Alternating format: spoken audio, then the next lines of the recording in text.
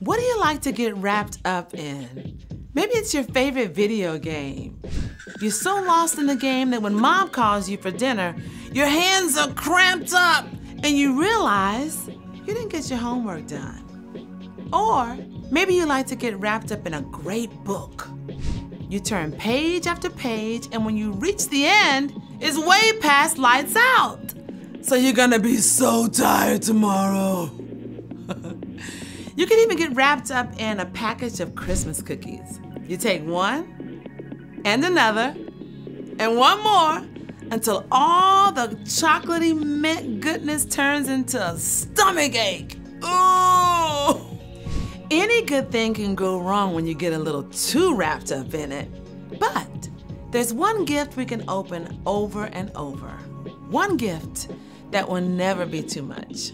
At Christmas, we realize God's greatest gift to each one of us, God's Son, Jesus. In Jesus, every wrong is made right. In Jesus, every broken thing is made whole. You just cannot get too wrapped up in celebrating Jesus' amazing love for us. When you live every day with the joy and peace that comes from following Jesus, others can see God at work in you. That's why sharing God's gift of Jesus at Christmas is an amazing way to worship God with your life. Because worship is about more than just singing loud. It's all about living loud.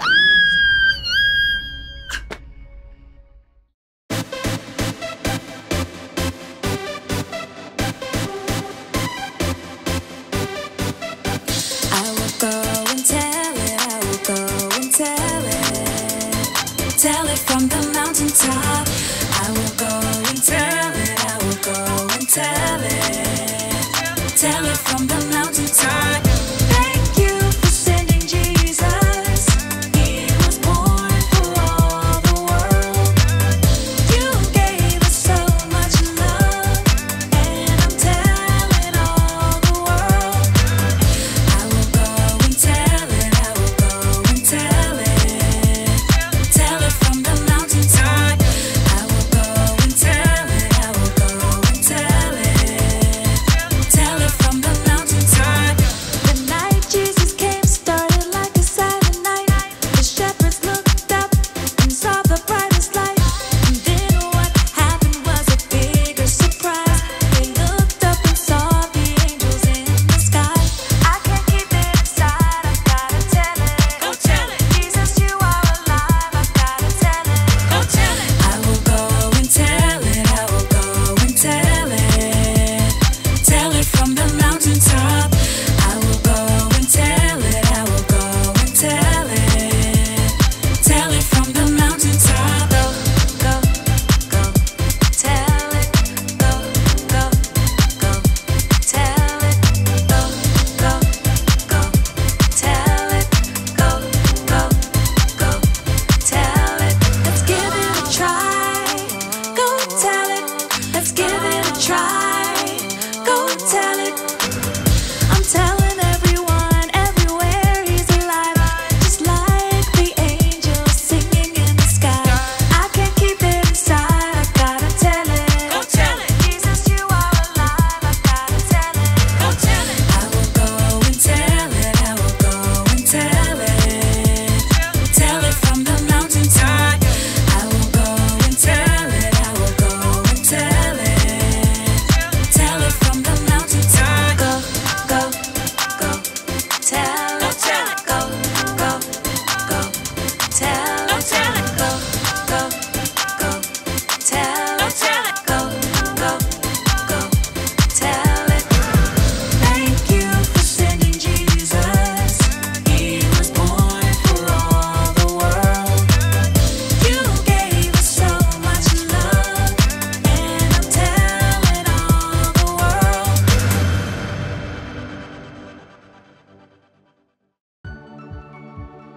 Welcome to Story Lab. This week, we're celebrating Christmas, while we take a look at the story of someone who recorded a big promise for us.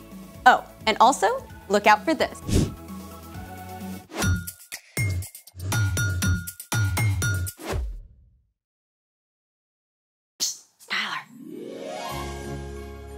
Hey, I'm Skylar. And I'm Sebastian. We're talking about Christmas, which is celebrating Jesus, God's greatest gift. Gotta say, I think you got the decorations on point. Thank you. We're only missing one thing. A partridge in a pear tree? I can go get one. We need snow. Yeah, but it's 53 degrees and sunny. I've thought about that. We're gonna make our own snow. What do we need? The internet says that there are a lot of ways to do that. I say we should make our own recipe, then we can have a showdown. Or a snowdown. I see what you did there. I'm ready. Let's make it! For our first DIY snow, you just need 2 ingredients, cornstarch and lotion. Step 1, dump all the cornstarch in the bowl.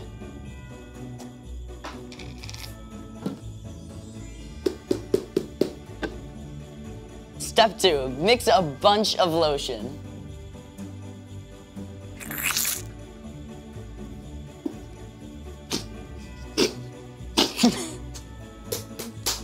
I think we got everything. Now listen closely, because the next part is extremely complex and technical. Just squish it. Wait, that's it?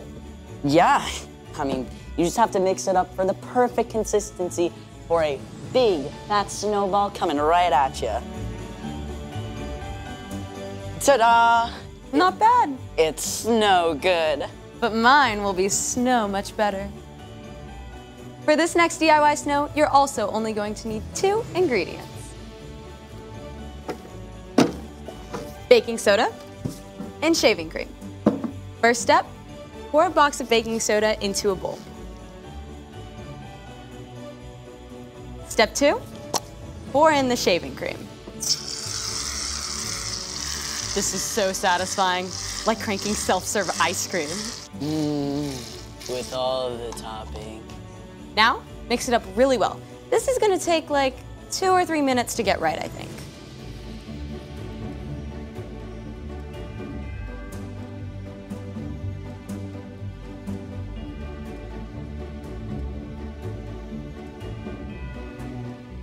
Now this is superior snowball snow right here. Superior to what? I think that's obvious. There's only one way to decide. Cornstarch and lotion up first.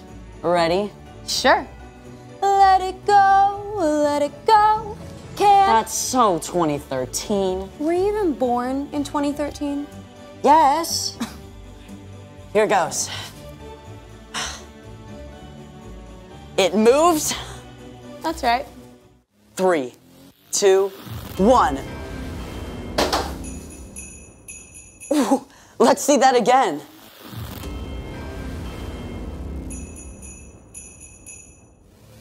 Ooh, look at that impact. I'll give it to you, that was pretty good. Okay, my turn. Sure. I bet yours is going to explode into thousands of pieces midway through. You wish. Here we go. Not that bad. I think we should try them side by side. Yeah, let's try that. All right. Okay. You got one? Yep. Okay, ready? 3, 2, 1. Okay, I'll give it to you. Cornstarch and lotion, but only because your throw was better than mine. I'll take it, I'll take it. That was awesome. Can we do it again? Absolutely. But first, let's get ready for... The story before the story. Today, we're in the 23rd book of the Old Testament, Isaiah.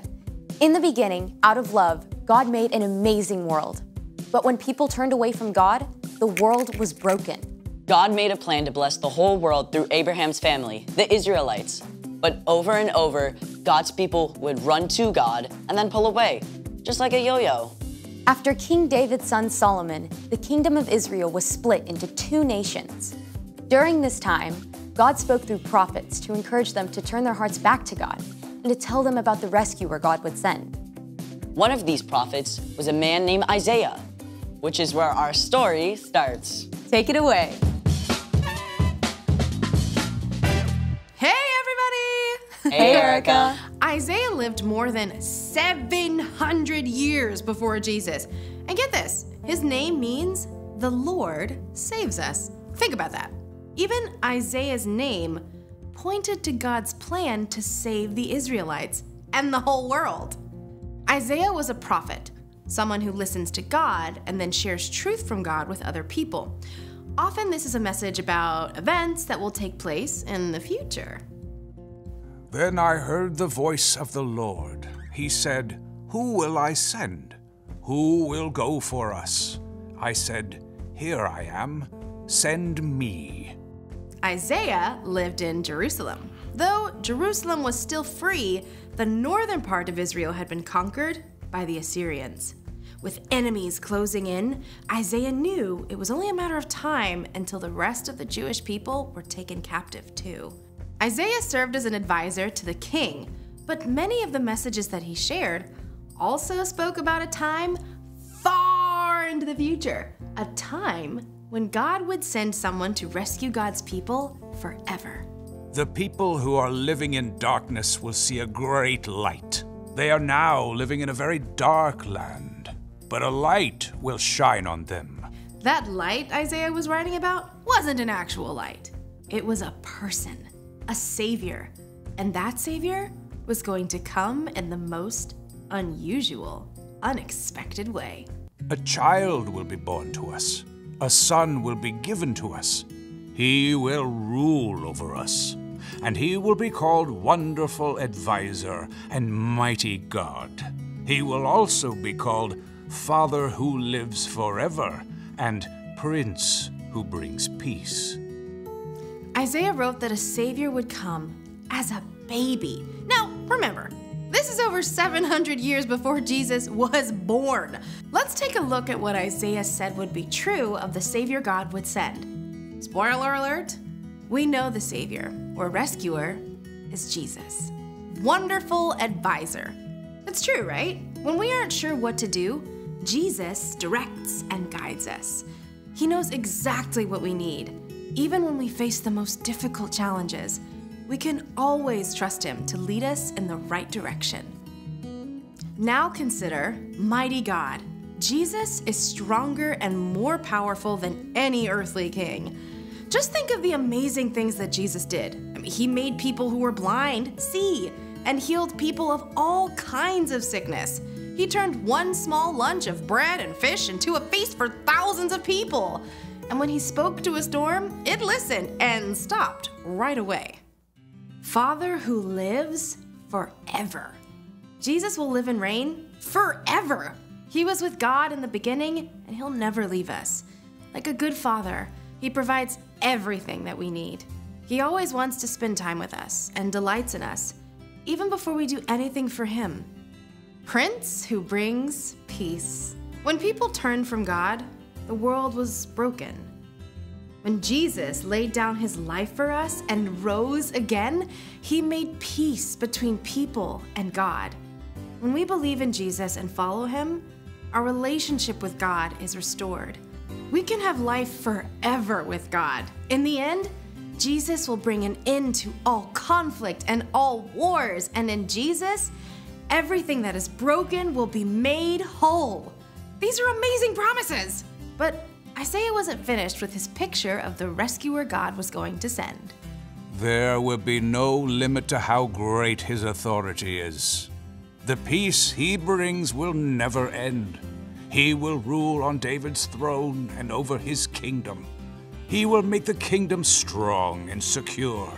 His rule will be based on what is fair and right. It will last forever.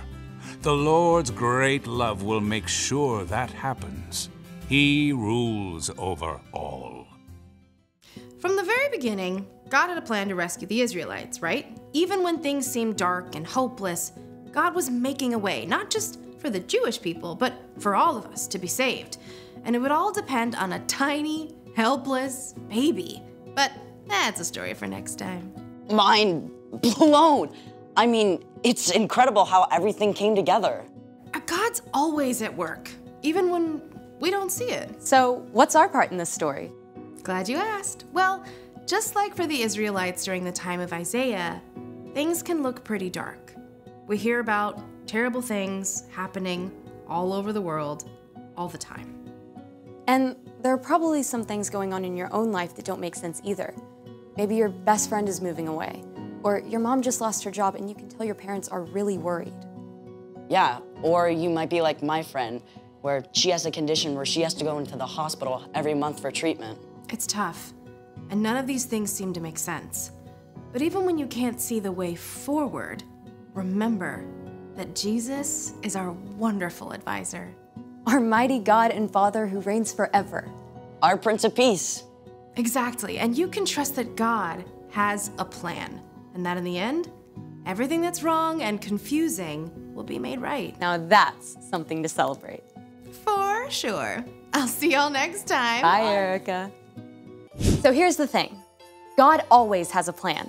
I have a plan for the rest of this snow. Hey! Thanks for joining us in the Story Lab. See you next time.